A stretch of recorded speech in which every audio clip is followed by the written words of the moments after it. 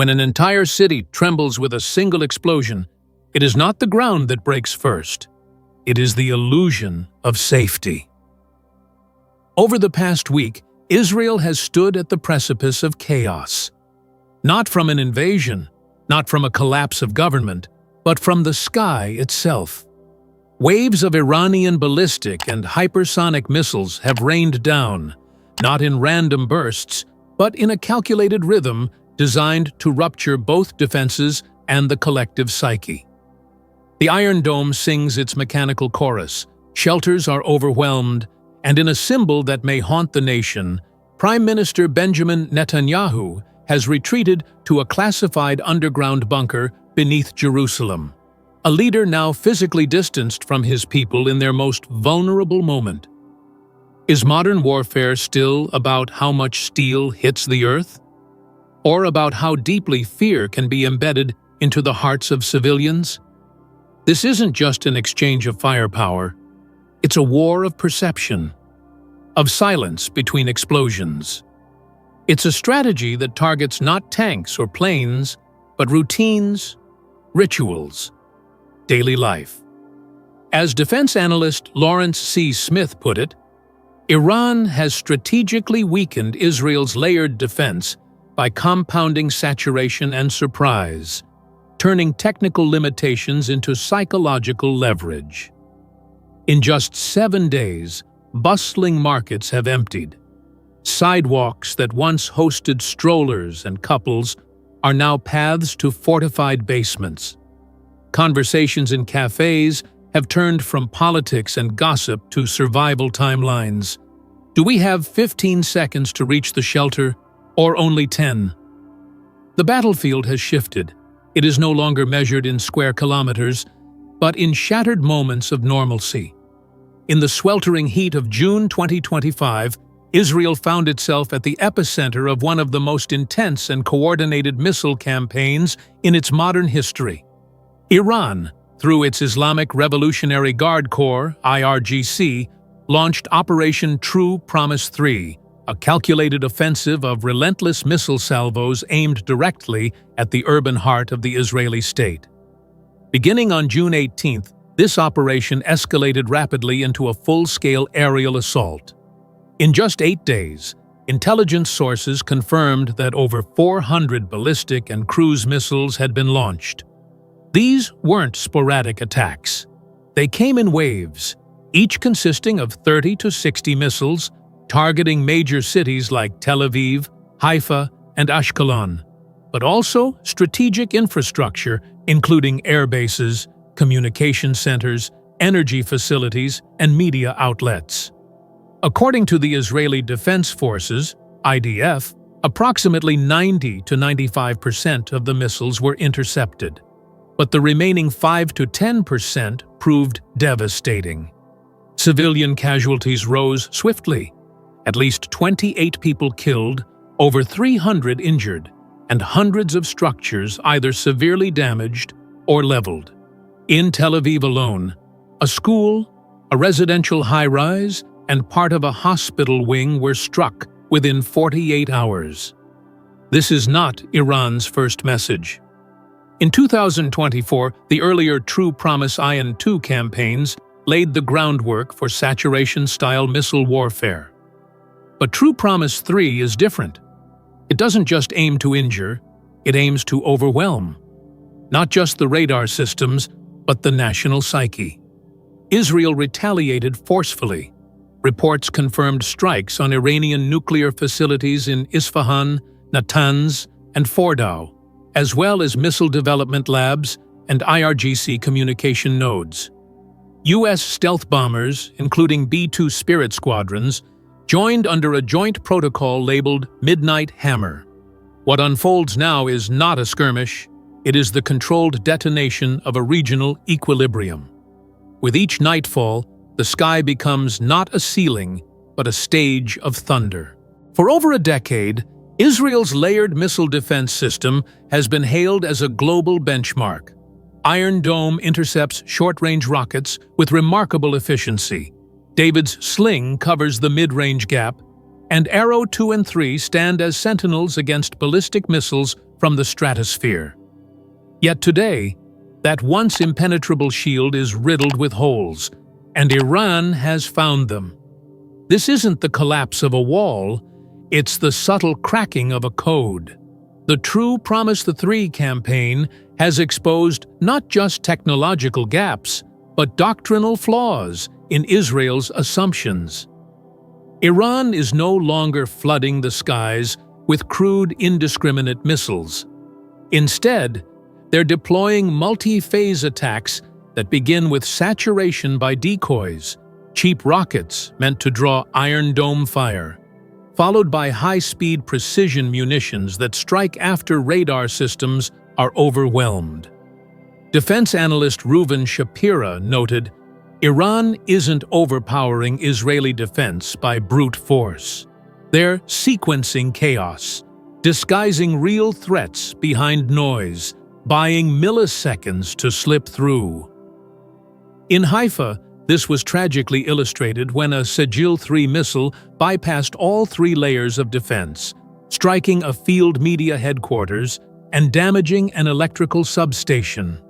In Tel Aviv, Shahab-3 submunition bursts evaded Iron Dome timing protocols by detonating in mid-air, releasing a rain of steel that Iron Dome simply wasn't designed to counter.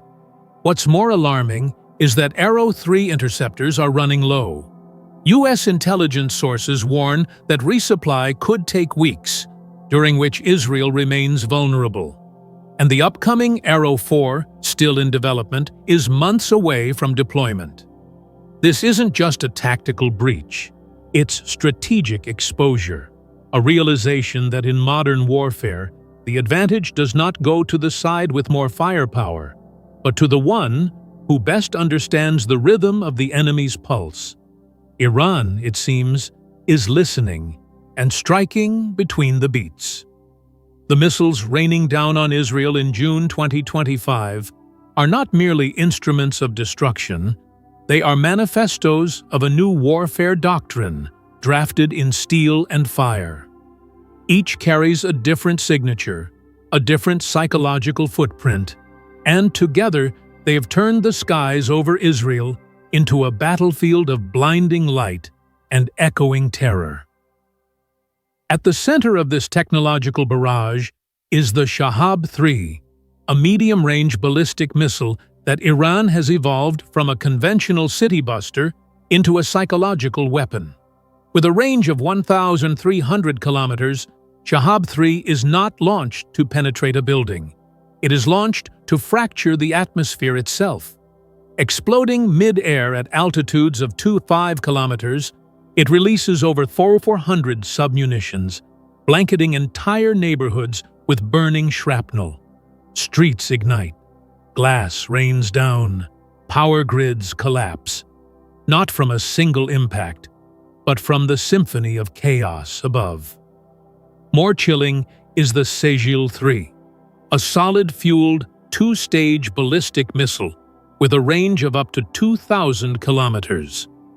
Its speed, unpredictability, and steep angle of descent make it virtually untouchable by Israel's current Arrow 3 interceptors. In Haifa, one such missile reportedly struck Channel 14's broadcasting center, killing media personnel and silencing one of the government's most vital voices in a single blow. Another hit a central mosque, triggering both destruction and communal panic, a move calculated to stir religious and political turbulence simultaneously.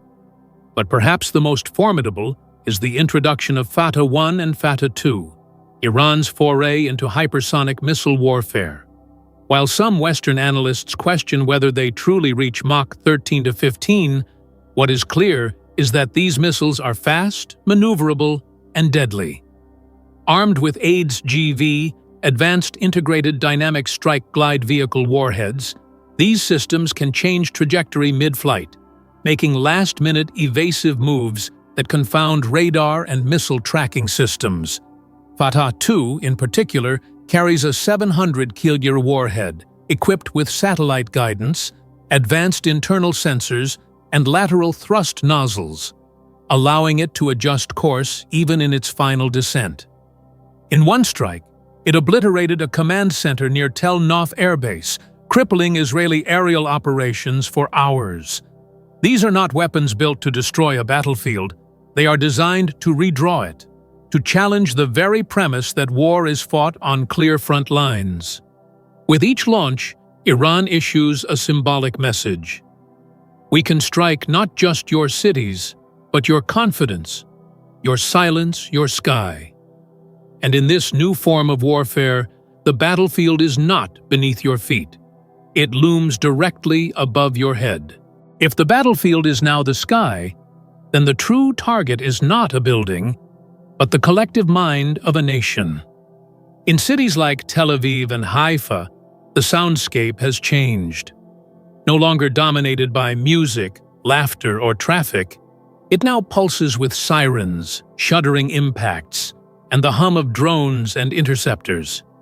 The auditory rhythm of Israeli life has become militarized, punctuated by the countdown between alarm and detonation. Children sleep in stairwells. Schools operate only in short windows between alerts.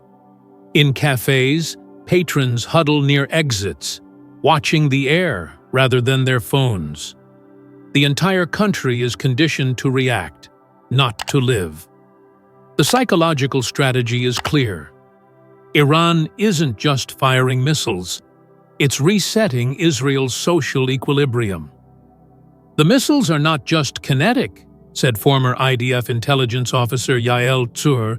They are psychological scalpel strikes, cutting through routines, injecting dread into the ordinary. The Shahab 3's mid-air detonations are especially devastating in this regard. The chaos doesn't begin at impact. It begins above, as sub-munitions scatter with no warning, inducing panic long before they even touch ground. And when hypersonic Fatah missiles strike strategic command centers or hospitals with precision, they don't merely destroy infrastructure, they devalue the illusion of control. In one case, when a Fatah 1 hit a government data center in Ramat Gan, over 3 million citizens experienced a sudden blackout in mobile and online services. In a hyper-connected nation, silence became the loudest form of terror. Social media now trends daily with hashtags like #ShelterLife and #RunningOnAlarm. Mental health hotlines are overwhelmed. A recent poll by the Israeli Democracy Institute revealed that 62% of citizens no longer believe their government can protect them. This is not collateral damage. This is calculated psychological conquest, a war not for territory, but for emotional dominance.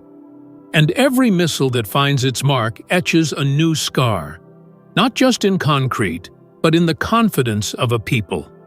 In this escalating conflict, Iran's missile campaigns are doing more than degrading Israel's infrastructure.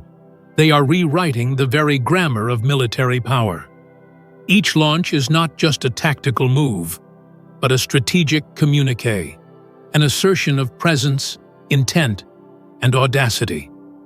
Where traditional warfare relied on territorial gains, today's conflict hinges on perception management and symbolic pressure. The missiles are instruments of messaging as much as of force. When a Fatah 2 slams into a command bunker, it tells more than coordinates. It signals, "We know where your spine lies."